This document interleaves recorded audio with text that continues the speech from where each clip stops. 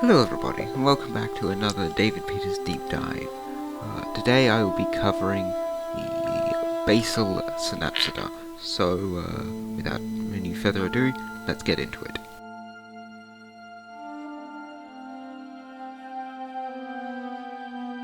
Now this clade is obviously made up of the most basal synapsids, which Peters considers to be descended from basal archosauromorphs. The clade is divided up by me into Varanosauridae and Pelicosauria, which Pelicosauria is then divided up into Archaeothyriidae, Dimetrodontidae, and Glaucosauridae.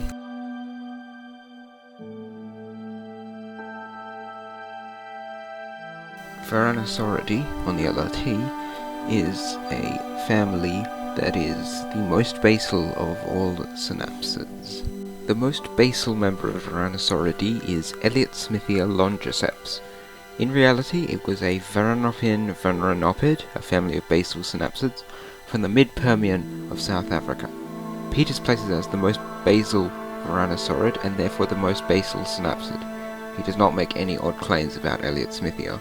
Another Varanosaurid is Apsosaurus witteri, which was, in reality, a Varanopid from the late Permian, 298 to 286 million years ago, of Texas. On the LRT, it is a sister taxon to Elliott-Smithia and Cavarazia. Peters does not make any odd physiological claims about it. The final member of this branch of Varanosauridae is Carbazia trotstheidae, which was a Mesenosaurine varanopid from the early Permian, approximately 295 million years ago, of Germany in reality, but Peters places as a member of that basal branch of Varanosauridae as a sister to the other two members of that branch. He accurately claims it was bipedal, but other than that does not make any odd claims.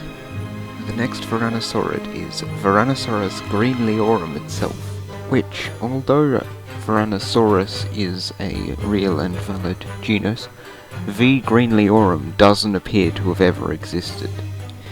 In reality, it was a Ophiacodontid from the early Permian, 290 to 273 million years ago, of Texas. Peters places it on one of two more derived clades of Varanosaurids, but he does not make any other odd claims about it. The next Varanosaurid is Dendromia unamachiensis, which was in reality another varanopid from the late Carboniferous, 309 to 306 million years ago, of Nova Scotia, Canada. On the LRT, it is a member of the Varanosaurus branch of Varanosauridae. Peters does not make any other strange claims about its physiology, although when Dendromia was first published, it made headlines due to it being a parent and child of the genus being preserved together.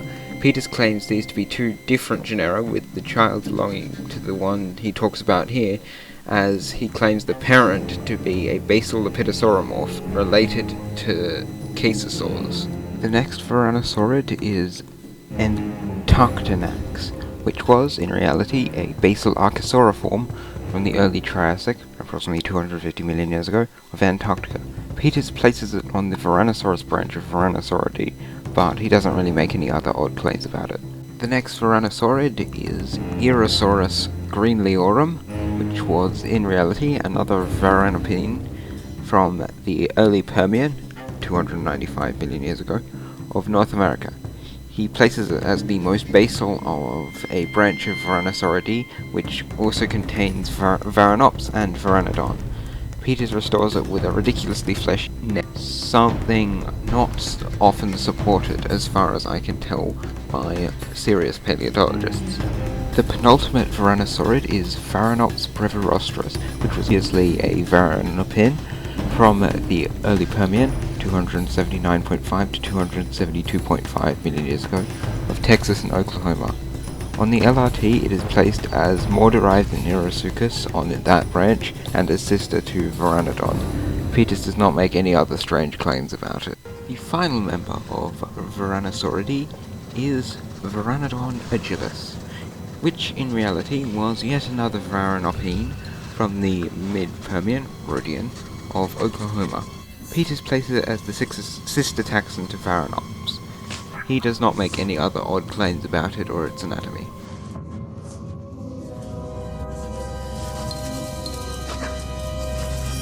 Pelycosaurs were a large clade of reptile-looking basal synapsids, many of which having scales.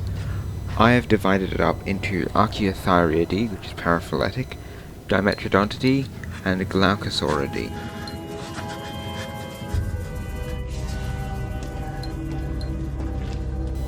Archaeothyriidae is a paraphyletic clade of basal pelycosaurian synapsids on the LRT. The first archaeothyreid is Archaeothyrus florensis itself.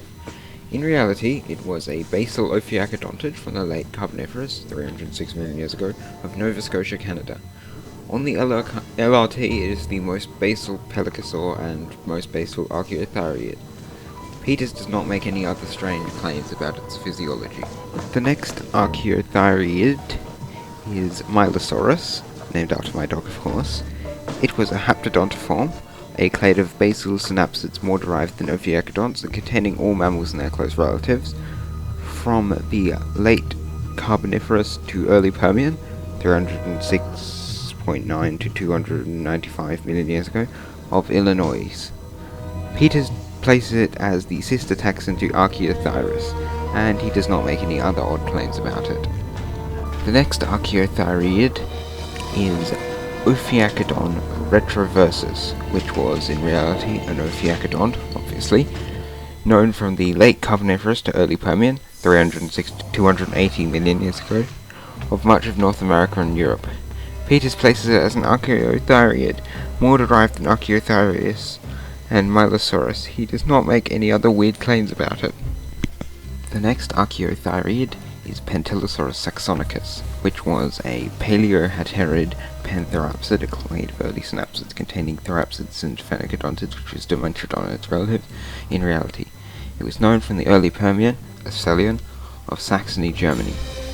He places it as a more derived archaeothyreid, but Peters does not make any weird claims about its anatomy.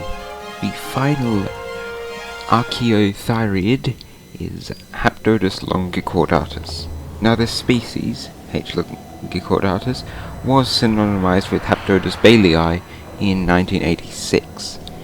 It was, in reality, a sphenacodontian from the early Permian, 299 to 296.4 million years ago, of France. It is the most derived archaeothyreid on the LRT, and Peters does not make any strange claims about it.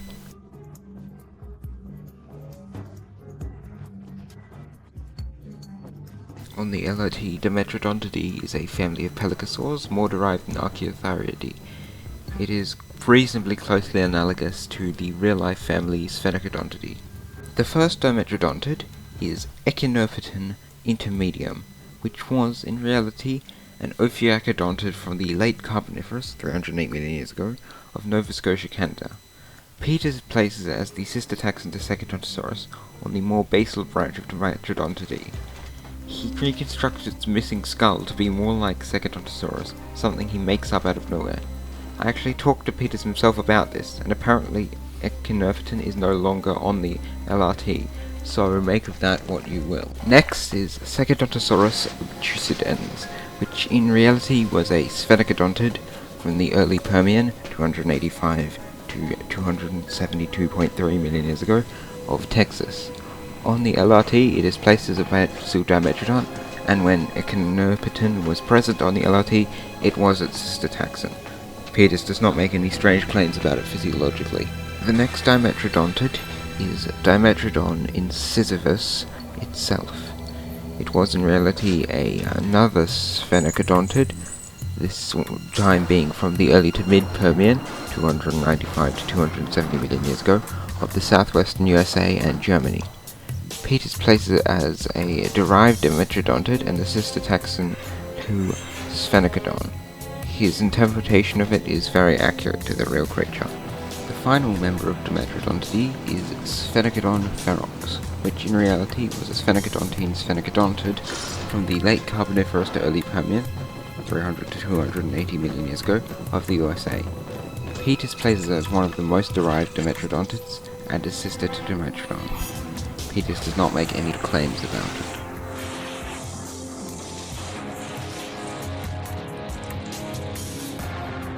Glaucosauridae was another family of pelycosaurs on the LRT, the sister to Dimetrodontidae. It is also analogous to the real-world family Edaphosauridae. The first Glaucosaurid is Ianthodon schultzeri, which was, in reality, a Sphenacodontian related to Haptodus, known from the late Carboniferous, 304 million years ago approximately, of Kansas. Peters places it as the most basal Glaucosaurid, but he doesn't make any other odd claims about it. Another Glaucosaurid is Edaphosaurus cruciger.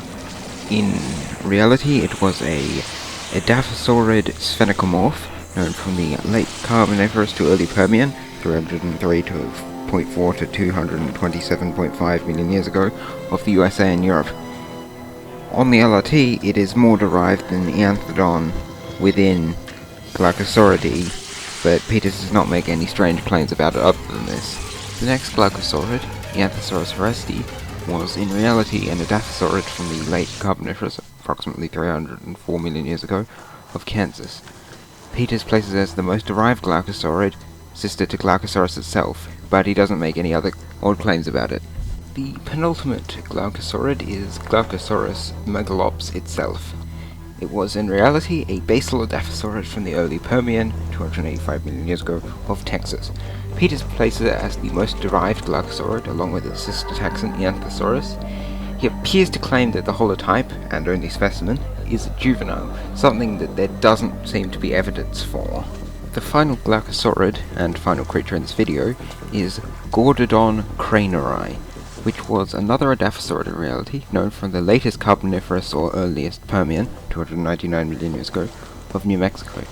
Peters does not place it on the LRT, but has a page on reptile evolution for it, so I will cover it, but I have no idea where it fits within Glaucosauridae. He does not make any odd claims about it. And that was David Peters' version of Basal Synapisda.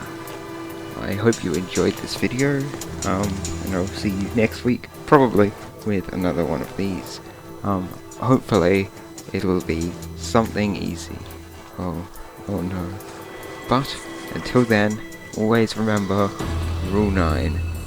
Eat healthy, sleep soundly, maintain a happy disposition, and have sex often. Goodbye.